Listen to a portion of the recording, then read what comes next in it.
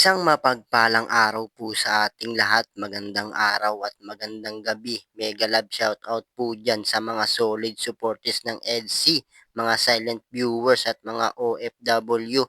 Shoutout po at so yun, Kalinga Prab nagdesisyon na patungkol sa mga love team niya at EDC po natin.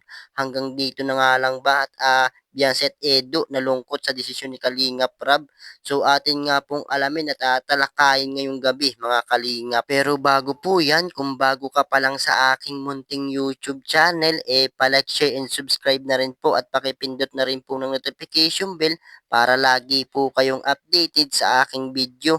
At paalala rin po bago po tayo magbigay ng ating mga opinion, ay pakitapusin po muna ang kabuuan ng video para alam po natin kung at pong comment natin. At lagi kong paalala sa inyo, suportahan po natin ang mag-ama na matubang yung sa mga araw-araw po nilang pagtulong sa ating mga kababayan, ay suportahan po natin nang sa ganun marami pa po sila malingap, lalong-lalo na nga po dyan yung mga kapo sa pangangailangan ay malingap nila. At ganun din po ang kanilang may bahay na si Ate Edna Blas, si Jackie Tapia.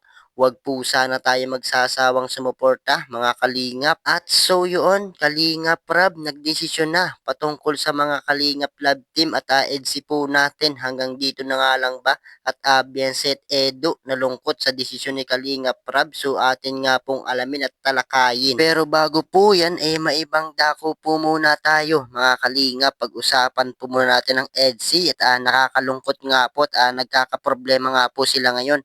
So alam ko po yung iba sa inyo, miss na nga po ang mga ginagawa ng EDC. So talaga naman pong nakakamiss nga po at yung mga pagpapakilig po nila sa atin, nakakamiss nga po at bukod pa nga po dyan, napakaganda nga po yung pinapakita nila sa atin. So hindi lamang po tayo ang nalulungkot sa nangyayari nga po ngayon sa EDC. At maging ang EDC, nalulungkot nga rin po at hindi na nga po nila magawa yung mga pagpapasaya nga po nila sa atin. Lalo na nga po dyan yung mga solid supporters ng EDC, talaga naman pong nalulungkot at miss na nga po nila itong EDC. So wala naman po tayong magagawa at may mga ganyan talagang tao at wala na po ginawa kundi siraan nga po itong EDC at sobra naman po ang pangbabalahura at panglalait nila dito nga po sa EDC. So hindi lamang po tayo ang nalulungkot at nasasaktan, maging ang Team Kalingap at lalo na nga po dyan itong si Kalingap Prab. So kayo po, ano po yung masasabi nyo dito nga po sa EDC patungkol nga po sa magagandang pinapakita nila sa atin at ano po yung namimiss nyo sa kanila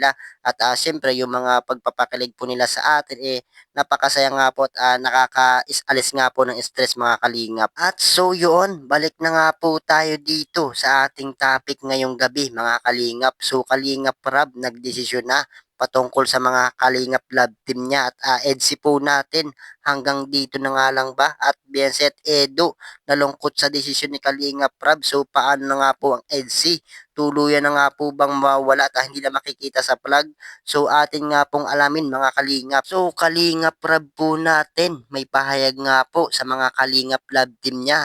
Payo nga lang po ni Kalingap Rab mag-ingat sa mga kinikilos at marami nga po ang naninira at nang babas dito nga po sa Kalingap, lalong-lalo na nga po dyan yung mga love team at talagang gusto nga po nila siraan at buwagin mga Kalingap. So kailangan nga po talaga mag-ingat etong Kalingap love team at isa pa po dyan pahayag nga rin po ni Kalingap Prab gusto nga po niya na magpahinga muna at i-relax nga po ang kanyang katawan at isipan dahil sa mga nangyayari nga po ngayon sa Kalingap. So wala pa naman pong aalis at pahayag nga lang po ni Kalingap Prab na mag-ingat nga po etong Kalingap Love Team at syempre nasasaktan nga rin po etong si Kalingap Prab na pag may nang babas nga po sa kanila napakasakit nga po yun para sa kanya mga kalingap. So syempre ang iba po sa inyo ay hindi po papayag na mawala itong love team ng Kalingap at lalo na nga po dyan itong EDC na napakaganda nga po yung pinapakita nila sa atin at nakakamiss nga po yung kilig moment nila. So nakakalungkot naman po kung